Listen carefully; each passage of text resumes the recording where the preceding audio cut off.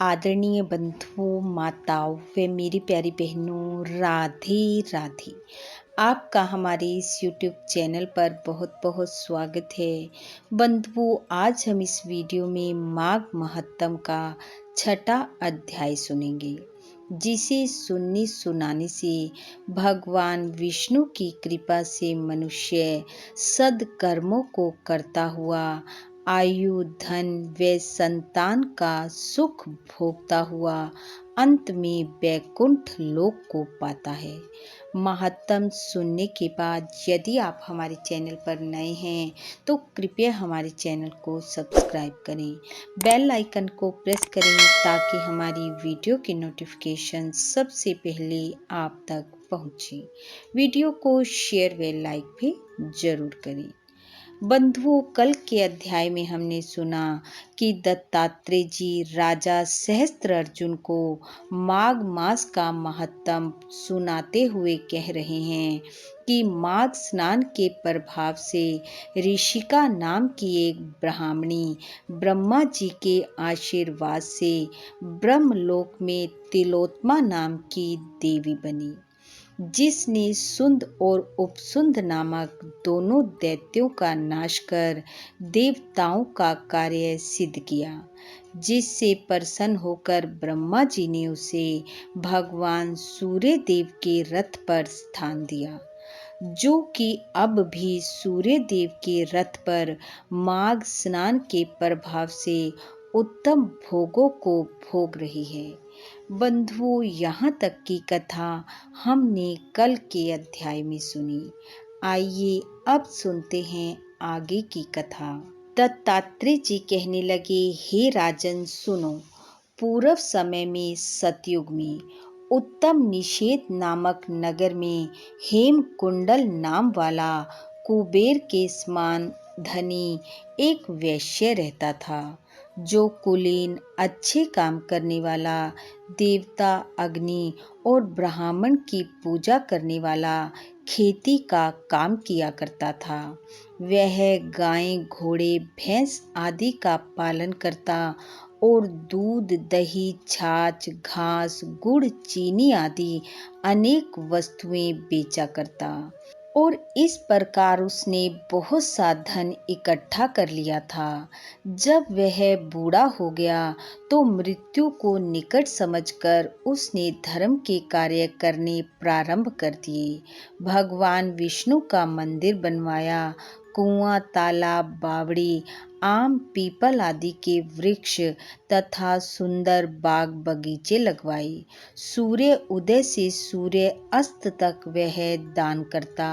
गांव के चारों तरफ उसने जल की एक प्याऊ लगवाई। उसने जन्म भर जितने भी पाप किए थे वह उनका प्रायश्चित करने लगा। इस प्रकार उसके 2 पुत्र उत्पन्न हुए, जिनका नाम उसने कुंडल और विकुंडल रखा। जब दोनों लड़के युवा अवस्था को प्राप्त हुए तो हेमकुंडल वैश्य गृहस्थी का सब कार्य अपने पुत्रों को सौंपकर भगवान की तपस्या के निमित्त वन में चला गया और वहां भगवान विष्णु की आराधना में अपने शरीर को सुखाकर अंत में विष्णु लोक को प्राप्त हुआ। पिता की मृत्यु के पश्चात उसके दोनों पुत्र लक्ष्मी के मद को प्राप्त होकर बुरे कर्मों में लग गए। वैश्यगामी वीणा और बाजे लेकर वैश्याओं के साथ गाते फिरते थे। अच्छे सुंदर वस्त्र पहनकर, सुगंधित तेल आदि लगाकर, भांड और खुशामदियों से घिरे हुए हाथी की सवारी करते थे। सुंदर घरों में रहते थे।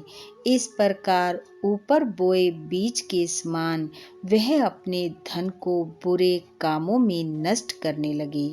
कभी किसी सत पात्र को दान आदि नहीं करते थे, ना ही कभी हवन, देवता या ब्रह्मा जी की सेवा या फिर भगवान विष्णु का पूजन किया करते थे।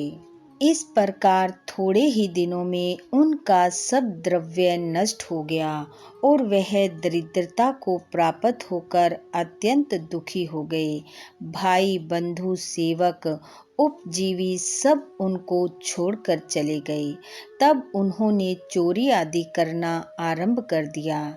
राजा के भय से नगर को छोड़कर चोर तथा डाकुओं के साथ वन में रहने लगे और वहां अपने तीक्ष्ण बाणों से वन के पक्षी, हिरन आदि पशु तथा हिंसक जीवों को मारकर खाने लगे।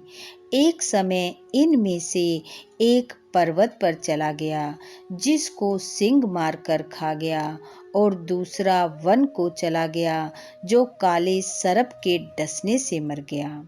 मृत्यु के पश्चात यमराज के दूत उन दोनों को बांधकर यमदेव के पास लाए और कहने लगे कि हे महाराज, इन दोनों पापियों के लिए क्या आज्ञा है। इति माघ महत्तम छठा अध्याय समाप्त। बोलो विष्णु भगवान की जय। बंधुओं, भगवान श्री हरि की कृपा आप व आपके परिवार पर सदैव बनी रहे। आपका घर आंगन खुशियों से महकता रहे। इन्हीं शुभकामनाओं के साथ आप सबका बहुत बहुत धन्यवाद। राधे राधे।